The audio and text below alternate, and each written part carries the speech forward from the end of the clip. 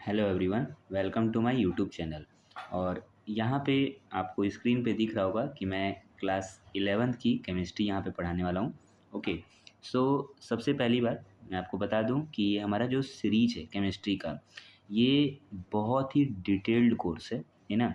जहाँ से आप एक्चुअली अगर आप इस सीरीज़ को पूरा प्रॉपर फॉलो कर गए तो आपको मैं बता दूँ, आपका एकेडमिक्स और बाकी कंपटीशन दोनों का दोनों ऑटोमेटिक रिकवर हो जाएगा। तो सबसे पहली बात यहाँ पे ये एक इंट्रोडक्शन वीडियो है जहाँ पे मैंने सारे टॉपिक को एक साथ कंक्लूड किया हुआ है। ओके, सो ये जो सारा टॉपिक है इस ऑर्डर में मैं आपको ये पूरा पढ़ाने वाला हूँ।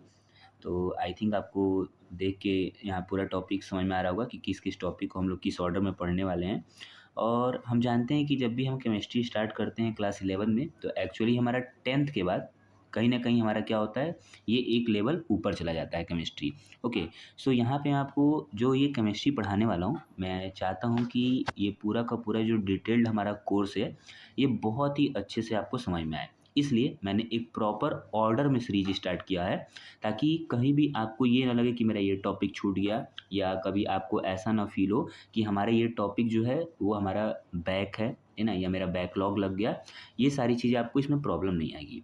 इस वजह से मैंने ये कोशिश किया है कि जो भी ये हमारा पूरा कोर्स होगा उसके अंदर मैं आपको थ्योरी तो पढ़ाऊँगा ही, साथ में उस थ्योरी के साथ वही मैं आपका प्रॉब्लम सॉल्व करवा दूँगा, ताकि आप कभी भी थ्योरेटिकल प्रॉब्लम्स अगर आप अपने एकेडमिक में सॉल्व कर रहे हो, कभी कंपटीशन का आप एमसीक्यू क्वेश्चन सॉल्व कर रहे हो, ठीक है, इंटीजर टाइप क्वेश्चंस कर रहे हो, तो वो सारा प्रॉब्लम्स आपको एक साथ सॉल्व हो जाए, कहीं भी आपको ज़्यादा से ज़्यादा प्रॉब्लम फेस ना करना पड़े। तो पहली बात हम जानते हैं कि जो ये हमारा केमिस्ट्री होता है ये 3 पार्ट में डिवाइड होता है, ठीक है? ये जो हमारा केमिस्ट्री का पोर्शन है ये 3 पार्ट में डिवाइड होता है। एक हमारा फिजिकल केमिस्ट्री होता है, दूसरा हमारा इनऑर्गेनिक केमिस्ट्री होता है और तीसरा हमारा ऑर्गेनिक केमिस्ट्री होता है। जहाँ पे हम बहुत अच्छे से ये जानते हैं कि जो ये फिजिकल केमिस्ट्री का पोर्शन है ये 11th में हमारे पास क्या होता है, सबसे ज़्यादा हाई होता है, सबसे ज़्यादा ये होगा, है ना। तो इस वजह से मैंने जिसका हमारे पास पोर्शन ज़्यादा है उसके पोर्शन को मैंने पहले स्टार्ट किया है फिजिकल केमिस्ट्री, ताकि आपको बहुत अच्छे से समझ में आए। और इसका वेटेज चूँकि ज़्यादा है, और अगर वेटेज ज़्यादा है तो हमारा कॉन्सेप्ट बहुत अच्छे से क्लियर होना चाहिए, ताकि जब तक हम 12th में पहुँचें तो जो भी वहाँ हमारे पास फिजिकल केमिस्ट्री के चैप्टर्स हैं वो हमको अच्छे से समझ में आए। अगर इस चैप्टर से कोई भी हमारा चैप्टर रिलेट करता है क्लास 12th में, तो हम इस पूरे पोर्शन को इतना अच्छे से डिटेल्ड स्टडी में पढ़ाई कर लें कि वहाँ पे कोई भी टर्म अगर इंटरकनेक्ट होता है हमारे क्लास 11 के टॉपिक से, तो वो हमको कभी भी प्रॉब्लम फेस ना करना पड़े। तो देखो, सबसे पहली बात मैं आपको बता दूँ कि जब हम 11th की केमिस्ट्री पढ़ते हैं तो कहीं न कहीं हमको 9th और 10th से बहुत अलग तरीके से इसकी पढ़ाई करनी होती है, ठीक है ना? जैसे आप 9th और 10th में जो पढ़ाई करते हो कहीं न कहीं एक लिमिटेड होता है कि कहीं न कहीं जाके एक एंड हो जाएगा, ठीक है? जैसे अगर आप, लेकिन जब आप 11th की पढ़ाई करोगे तो आपको पता है कि आप हर टॉपिक के अंदर बहुत सारे कॉन्सेप्ट को सीख सकते हो, है ना? तो इस वजह से मैंने यहाँ पे एक प्रॉपर एक थ्योरीज के साथ-साथ मैंने ज़्यादा कोशिश किया है। चूँकि आपको मैं बता दूँ कि जो फिजिकल केमिस्ट्री होता है वो ज़्यादा थ्योरेटिकल बेस्ड नहीं होता है, वो ज़्यादातर न्यूमेरिकल बेस्ड होता है। तो इस वजह से मैंने ज़्यादा से ज़्यादा आपको प्रॉब्लम्स यहाँ पे इंक्लूड किए हैं, ताकि आपको ये पूरा अच्छे से पूरा सीरीज़ समझ में आए। कहीं आपको ऐसा ना फ़ील हो कि जो है पूरा आप चैप्टर तो पढ़ लिए बट आपके क्वेश्चंस नहीं सॉल्व हो पा रहे हैं। तो ज़्यादा से ज़्यादा मैंने ये बात इस सीरीज़ में ध्यान रखा है कि आपके क्वेश्चन ज़्यादा से ज़्यादा मैं लगवाऊँगा, ताकि आपको प्रॉब्लम ना हो। हर टाइप के क्वेश्चन हर टॉपिक के अंदर मैं यहाँ पे प्रॉपर सॉल्व करने वाला हूँ। ओके, सो हम यहाँ पे आपको इंट्रोडक्शन बताने वाले हैं कि इस पूरे वीडियो के अंदर, इस पूरे वीडियो के अंदर कि हमारे पास इस चैप्टर के अंदर हम कहाँ से कैसे-कैसे क्या चीज़ें स्टार्ट करेंगे। तो आप प्रॉपर देख सकते हो। एक बार जब ये सीरीज़ को आप प्रॉपर फ़ॉलो करोगे और आप फिर कोई भी बुक उठा के, ठीक है ना, या कोई भी पेपर उठा के आप जब क्वेश्चंस लगाओगे तो आपको समझ में आएगा कि एक्चुअल में इस कंटेंट के अंदर आपको कितनी बेनिफिट हुई है। ओके, सो सबसे पहली बात, यहाँ पे आपको स्क्रीन पे बहुत सारे टॉपिक दिख रहे होंगे, जिसका ये कुछ हमारे पास एनसीईआरटी बेस्ड भी है और हमारे पास कंपटीशन बेस्ड को भी मैंने इंक्लूड किया हुआ है। तो किस टॉपिक के अंदर हमको सिर्फ थ्योरी तक पढ़ना होता है, किस टॉपिक के अंदर हमको प्रॉब्लम्स तक जाके देखना होता है, वो मैं आपको इस वीडियो के अंदर पूरा एक्सप्लेन करने वाला हूँ। तो हमारा जो ये इंट्रोडक्शन वीडियो है, एक्चुअल में मैं यहाँ कोई टॉपिक नहीं पढ़ा रहा हूँ, लेकिन एक आपको आइडिया लग जाएगा कि चैप्टर के अंदर कोई भी चैप्टर जब हम पढ़ना स्टार्ट करते हैं तो हमको करना क्या-क्या होता है। कौन-कौन सी ऐसी चीज़ें हैं जिसको मैं अगर यूज़ करना स्टार्ट करूँ तो वो हमारा चैप्टर क्लियर हो जाएगा। तो मैं आपको इस वीडियो के अंदर बहुत डिटेल में ये समझाने वाला हूँ कि कौन सा टॉपिक है जो एक्चुअली हमारे काम का होगा और कौन सा ऐसा टॉपिक है जिसको हम चाहें तो लेफ़्ट भी कर सकते हैं। क्योंकि हम जानते हैं कि जो हमारा केमिस्ट्री है वो एक इम्पॉर्टेंट मेन सब्जेक्ट है। तो कहीं न कहीं हम सारे टॉपिक को अगर बहुत डिटेल में पढ़ेंगे तो हमारा सारा टॉपिक कवर भी नहीं हो पाता है, ओके, और कहीं न कहीं बहुत सारा कन्फ्यूजन भी क्रिएट हो जाता है। तो आप टॉपिक तो सारा पढ़ो, बट ऐसा नहीं कि सब में जो है आपको पीएचडी करना है। आपको ये कोशिश करना है कि जहाँ-जहाँ आपकी नीड ज़्यादा है जिस टॉपिक के अंदर, उस पे आप ज़्यादा से ज़्यादा प्रॉब्लम लगाओ, ताकि वो टॉपिक जब भी आपके सामने आए या कभी भी आप कॉम्पिटिशन दे रहे हो या कभी भी अपने एकेडमिक्स का एग्ज़ाम दे रहे हो, तो वो टॉपिक आप ईज़िली हैंडल कर पाओ। ओके? सो मैं आपको यहाँ बता दूँ कि सबसे पहला हमारे पास जो टॉपिक हम लोग यहाँ पे पढ़ने वाले हैं, उसका नाम होने वाला है मैटर एंड इट्स नेचर्स। ठीक है? तो हमारे पास, ठीक है ना, matter and it's nature. Okay. So पहला टॉपिक, पहला लेक्चर जो हमारा होने वाला है some basic concepts of chemistry के अंदर, जो हमारा फर्स्ट चैप्टर है, उसके अंदर हम पढ़ेंगे मैटर एंड इट्स नेचर को। तो ये जो हमारा टॉपिक है, ये आप जानते हो कि ऑलरेडी आप क्लास 9th के अंदर पढ़ के आते हो। ओके, तो बहुत सारी चीज़ें आपको पता होता है कि मैटर क्या होता है, स्टेट्स ऑफ मैटर क्या होते हैं, मैटर का नेचर कैसा होता है, बिहेवियर कैसा होता है, एटम क्या होता है, ठीक है? इन सब के अंदर ये सारी चीज़ें आपको ऑलरेडी पता होता है। तो बेसिकली आप इसको एक बार रिवाइज़ करो, इसका आप सिंपल लेक्चर देखो, आप याद कर लो क्या-क्या चीज़ें हैं। मैक्सिमम चीज़ें आपको 80 टू 90% इसमें ऑलरेडी पता होती हैं, ठीक है? तो एक तो हमारा ये टॉपिक हुआ, तो आपको देख के लगता होगा इससे बहुत सारे क्वेश्चंस तो नहीं बनते हैं, बट एक आपको बेसिक आइडिया इस टॉपिक का हमको अच्छे से होना चाहिए, ठीक? फिर जो हमारा नेक्स्ट टॉपिक आएगा वो हमारा होगा डाल्टन्स एटॉमिक थ्योरी। अब देखो, डाल्टन्स एटॉमिक थ्योरी का मैं एक कॉन्सेप्ट आपको बता रहा हूँ। देखो, ये जो डाल्टन्स एटॉमिक थ्योरी है ना, ये एटम की एक थ्योरी है जो डाल्टन्स ने दिया था। अभी जो डाल्टन ने एटम की थ्योरी दिया था, तो इसको पढ़ने से क्या होगा, तो मैं बता दूँ, ये टॉपिक इम्पॉर्टेंट तो है, क्योंकि जब तक आप ये टॉपिक को नहीं समझोगे, तब तक जो हमारा जो सेकेंड चैप्टर होता है स्ट्रक्चर ऑफ एटम क्लास 11 के अंदर, वो आपको बहुत अच्छे से ये समझ में नहीं आएगा कि वो चैप्टर आया क्यों। इस वजह से डाल्टन्स एटॉमिक थ्योरी के सारे पोस्टुलेट्स जो हैं वो हमको जानना ज़रूरी है, ताकि हम ये बता पाएँ कि वहीं से एटम का जो है स्ट्रक्चर डिस्कवर्ड हुआ और हम उस चैप्टर को और भी कॉन्सेप्ट को क्लियर कर पाएँ। तो जो हमारा डाल्टन्स एटॉमिक थ्योरी है, वो एक, आप बोल सकते हो कि 50-50% इम्पॉर्टेंट टॉपिक है, बट आपको एक्चुअली उसका बेसिक नॉलेज तो होना ही चाहिए। ओके, जो उसके पोस्टुलेट्स हैं, जो उनके 6-7 स्टेटमेंट हैं, वो आपको एक्चुअली मतलब याद होना चाहिए। वो ऐसा नहीं है कि आपको डाल्टन्स एटॉमिक थ्योरी नहीं याद रहेगा, है ना? याद तो होना ही चाहिए, वो बेसिक चीज़ें वो आपको पता होना चाहिए। उसके बाद हम पढ़ने वाले हैं कॉन्सेप्ट्स ऑफ एटम्स। देखो, अब क्या होता है, हम बहुत बार चैप्टर्स पढ़ लेते हैं, बट कई बार हमको बेसिक चीज़ नहीं पता होती हैं। कई बार हम 11 पढ़ लेते हैं, 12 पढ़ लेते हैं, बट बेसिकली हमको ये नहीं पता होता है एटम क्या होते हैं, मॉलिक्यूल्स क्या होते हैं, एलिमेंट्स क्या होते हैं, कंपाउंड्स क्या होते हैं। इनके बीच में हम डिफरेंशिएट नहीं कर पाते हैं। तो हम जो अगला टॉपिक पढ़ेंगे वो हमारे पास होगा concepts of atoms, molecules, elements and compounds. तो देखो, आपको लग रहा होगा कि ये कितनी बेसिक चीज़ें हैं। तो देखो, बेसिक तो मैं इसीलिए पढ़ा रहा हूँ ना, कि कई बार आप चैप्टर पढ़ते हो तो आपको लगता है कि भाई हमारा बेसिक ही नहीं क्लियर है। तो मैं बेसिक को तो आपको शुरू के तो 4-5 टॉपिक मैंने बेसिक ही रखा है, ताकि आपको समझ में आए कि चैप्टर के अंदर जब मैं बोलूँ, कल को मैं बोलूँ कंपाउंड, तो आपको समझ में आना चाहिए ना कंपाउंड होता क्या है। ओके। उसके बाद हमारे पास यहाँ पे कुछ टॉपिक हैं, physical quantities and there measurement. तो आपको ये physical quantities and there measurement कुछ यहाँ पे हम देखेंगे कि कैसे कितनी फिजिकल क्वांटिटीज़ हैं, उनका कहाँ-कहाँ मेजरमेंट करते हैं, कहाँ-कहाँ पे हमारे पास उसका यूज़ होगा, तो उसको मैं इस लेक्चर के अंदर एक्सप्लेन कर दूँगा। कोई हमारे पास ये बहुत ही ज़्यादा इम्पोर्टेंट टॉपिक नहीं होता है केमिस्ट्री के अंदर, क्योंकि यहाँ पे हम एक मेजरमेंट की बात करते हैं और मेजरमेंट की बात बहुत सारी केमिस्ट्री के अंदर नहीं होती है। बट ठीक है, अगर ये टॉपिक इंक्लूड है तो इसके बेसिक चीज़ों को हम सीख लेंगे। फिर हमारे पास होता है प्रिसीजन एंड एक्यूरेसी, एक टॉपिक है जो कि बहुत ही ईजी टॉपिक है। इसको हम पूरा प्रॉपर आपको समझा देंगे कुछ क्वेश्चंस के साथ, कि कैसे-कैसे अगर कोई भी हमारे पास एक प्रैक्टिकली वैल्यू ले रहे हैं, तो कैसे हम उसमें प्रिसीजन और कैसे एक्यूरेसी को मेजर करेंगे। ओके, सो यहाँ तक ये जो हमारा पूरा टॉपिक है, ये आप अगर देखोगे तो ये सम बेसिक कॉन्सेप्ट ही है केमिस्ट्री का एक्चुअल में। जो ये सब टॉपिक है, ये सब केमिस्ट्री का बेसिक कॉन्सेप्ट ही है।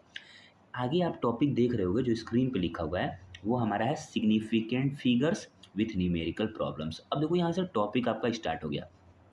पहले तो मैं प्रॉपर आपको ये सिखाऊंगा कि सिग्निफिकेंट फिगर्स के कितने रूल हैं, कहाँ कहाँ यूज होता है और उस पे कितने सारे तरह के प्रॉब्लम्स हो सकते हैं। वैसे प्रॉब्लम किस पे होगा? एडिशन पे, सब्ट्रैक्शन पे, मल्टीप्लिकेशन पे, डिवीजन पे, फ्रैक्शन पे। तो इन सब टॉपिक पे सिग्निफिकेंट फिगर के क्वेश्चंस बनते हैं। तो ये सारे टॉपिक के क्वेश्चंस मैं आपको प्रॉपर उस लेक्चर के अंदर बहुत ही डिटेल में, बहुत ही अच्छे से एक्सप्लेन करूँगा। ओके। फिर हमारे पास आएगा साइंटिफिक नोटेशंस। अब देखो ये नोटेशंस है। नोटेशंस का मतलब क्या समझ रहे हो? कोई भी मैथमेटिकल वैल्यू को कैसे रिप्रेजेंट करना है केमिस्ट्री के अंदर, वो हमारे पास है साइंटिफिक नोटेशन। ओके। जैसे कई बार आप क्या होता है कि क्वेश्चन सॉल्व करते हो, कई बार आप न्यूमेरिकल प्रॉब्लम्स करते हो, तो आप देखते होगे कि क्या होता है 10 के पावर में आपको क्वेश्चंस में न्यूमेरिकल में आंसर इसका यूज करना होता है। फिर साइंटिफिक नोटेशन के साथ साथ हम न्यूमेरिकल प्रॉब्लम्स को भी डील करेंगे। तो आई थिंक आपको चीज़ें क्लियर हो रहा है कि जैसे जैसे हम आगे मूव करेंगे ना, वैसे वैसे इस फिजिकल केमिस्ट्री वाले पोर्शन के अंदर हम क्वेश्चंस को बहुत अच्छे से डिटेल में स्टार्ट करेंगे सीखना। ओके। फिर हमारे पास आएगा सिस्टम इंटरनेशनल यूनिट, जो कि हमारे पास एक एसआई यूनिट का ये फुल फॉर्म है। तो हम कितने सारे एसआई यूनिट है, कहाँ कहाँ यूज करते हैं। आप जानते हो कि हमारे पास कुछ यूनिट्स होते हैं जो आप फिजिक्स में पढ़ते होगे। एसआई यूनिट होता है, सीजीएस होता है, एमकेएस होता है। तो हमारे पास जो केमिस्ट्री होता है उसके अंदर हम बेसिकली कोई भी आप प्रॉब्लम सॉल्व कर रहे हो तो आपको मैं बता दूं एसआई यूनिट का ही यूज करके क्वेश्चन सॉल्व करना होता है। तो कि इसलिए हम केमिस्ट्री के अंदर क्या पढ़ते हैं? सिस्टम इंटरनेशनल यूनिट की स्टडी करते हैं। बाकी सीजीएस और एमकेएस का हमारे पास उतना स्टडी नहीं है, ना उतना न्यूमेरिकल हमारे पास यूज होता है, बट आपके एनसीईआरटी में दिया हुआ है। ठीक है, तो जब मैं एनसीईआरटी की बुक एक्सप्लेन करूँगा तो मैं आपको समझा दूंगा। ओके। इसके बाद ये जो हमारा टॉपिक है, अब आप ये टॉपिक देखो जो ये लास्ट में लिखा हुआ है, ये हमारा टॉपिक इस चैप्टर का एक बहुत ही ज़्यादा इम्पॉर्टेंट टॉपिक है। एक्चुअली इस चैप्टर की स्टार्ट ही यहीं से होती है कि जितने भी लॉज हैं, ये जो केमिस्ट्री के लॉज हैं, वो यहीं से स्टार्ट होंगे। तो यहाँ पे क्या है?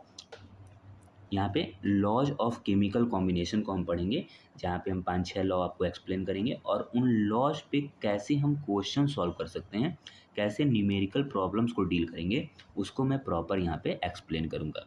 तो आई थिंक आपको ये इंट्रोडक्शनल वीडियो धीरे धीरे समझ में आ रहा होगा कि चैप्टर्स में क्या क्या पढ़ना होता है, ताकि हम चीज़ों को बहुत अच्छे से हैंडल कर पाएंगे। ओके। नेक्स्ट हम देखते हैं।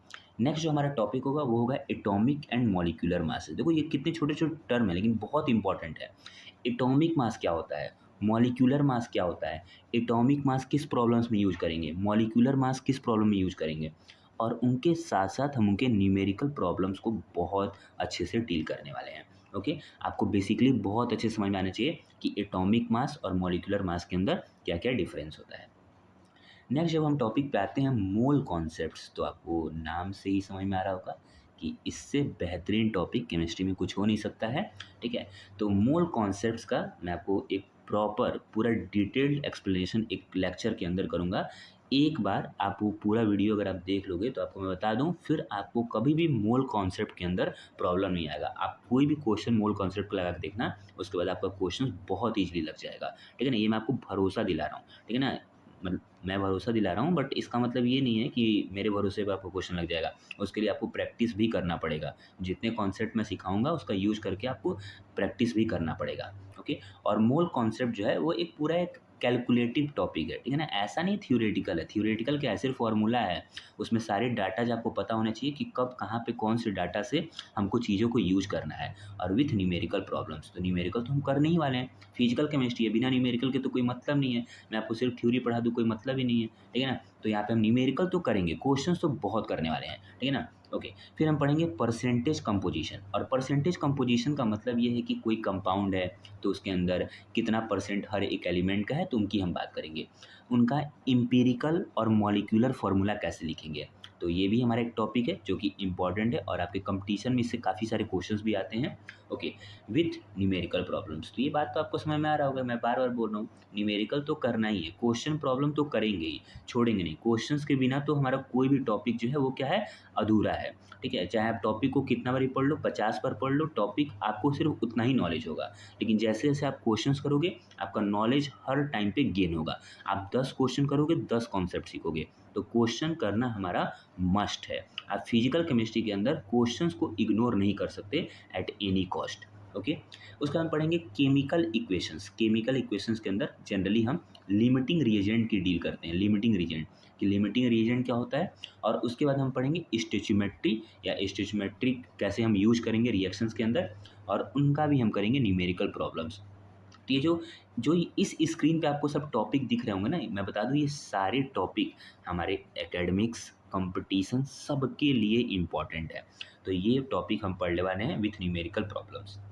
ओके, इसके बाद देखिए इतने सारे प्रॉब्लम्स के बाद फिर मैंने इतने प्रॉब्लम्स फिर वापस लिए हैं, ठीक है ना, ताकि आपको एक इंडिविजुअल वीडियोज़ मिल जाए, ताकि आप सारे क्वेश्चंस का सॉल्यूशन आपके पास रहे, ठीक है। जैसे आपको एनसीईआरटी बेस्ड प्रॉब्लम है, अब देखो मैं आपको सिंपल बता रहा हूँ, हमारे लिए बहुत टफ नहीं है एनसीईआरटी का प्रॉब्लम्स, हम चाहें सॉल्यूशन तो कहीं से भी मिल सकता है, बट उसका ईज़िली एक एक्सप्लेनेशन कि कैसे हम क्वेश्चंस को बहुत अच्छे से फॉर्मूला का यूज़ करके हम उसको ईज़िली सॉल्व कर सकते हैं, वो मैं आपको प्रॉपर एक वीडियो के अंदर एक्सप्लेन करने वाला हूँ, ठीक है। तो आई थिंक आपको समझ में आ रहा होगा ये सीरीज़ के अंदर अगर आप पूरा फॉलो करोगे तो आपको बहुत ही इंटरेस्टिंग होने वाला है, और चीज़ें आपके लिए बहुत ही अच्छी होने वाली हैं, है ना। जी, अगर आपको लगता है आपका केमिस्ट्री वीक है तो यहाँ से एकदम केमिस्ट्री आपका बहुत ही अच्छा हो जाएगा। ओके, फिर हम यहाँ पढ़ेंगे कंप्लीट एनसीईआरटी एग्जाम्पलर्स, है ना।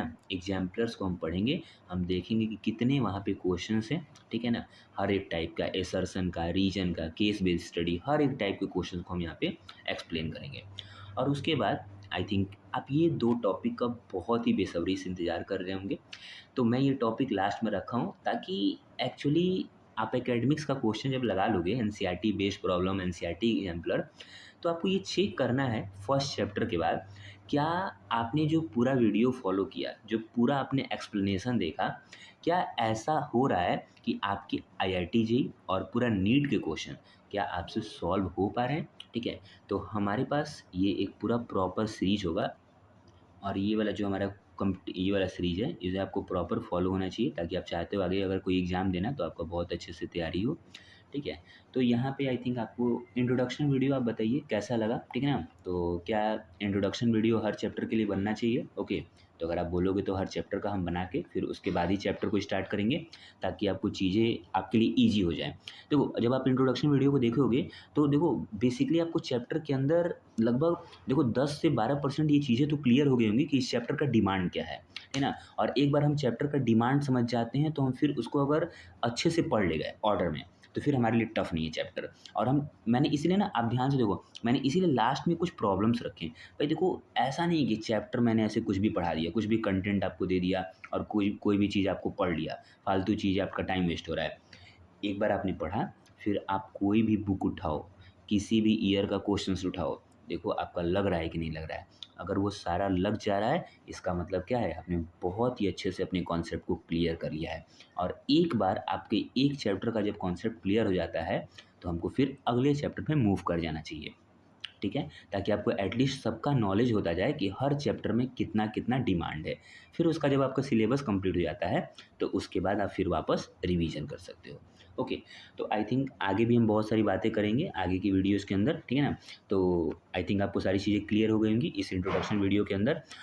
तो यहाँ पे मैं वीडियो को कंक्लूड करता हूँ, ठीक है? और अगर आपको नोट्स चाहिए या बाकी सब चीज़ें चाहिए, तो आपको पता है कि डिस्क्रिप्शन में मेरा ये चैनल है, ठीक है ना? व्हाट्सएप चैनल जिसका नाम है bond with Rahul sir. Okay, so आप इसको चाहो तो ज्वाइन कर सकते हो, वहाँ पे प्रॉपर मैं क्विज कराता हूँ, ठीक है? ताकि आपके प्रॉपर जो है वहाँ पे एमसीक्यू वाले क्वेश्चंस, जो आपके बहुत सारे क्वेश्चंस हैं वहाँ पे आप दे सकते हो।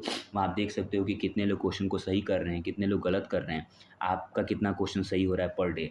तो वो सारी चीज़ें आप वहाँ से देख सकते हो, तो आप चाहो तो इसको ज्वाइन कर सकते हो, वहाँ आपको नोट्स भी मिल जाएगा। ओके, सो आज के लिए इतना ही, ठीक है? फिर हम नेक्स्ट जो लेक्चर है उसके अंदर हम लोग पढ़ेंगे मैटर एंड इट्स नेचर के बारे में। Okay, so thank you.